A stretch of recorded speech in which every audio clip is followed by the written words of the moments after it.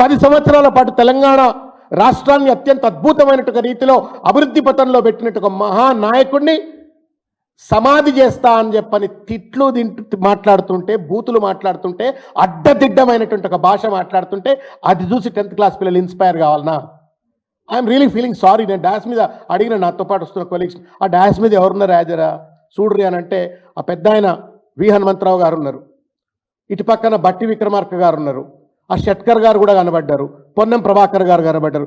మీరన్నా చెప్పండి ఆయనకు, హనుమంతన్న మీరన్నా చెప్పండి.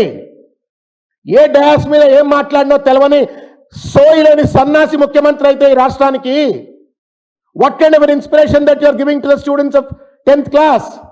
ఏం చెప్పదలుచుకున్నావు నువ్వు తెలంగాణ సమాజానికి, తెలంగాణ విద్యార్థులకు ఏం చెప్పదలుచుకున్నావు?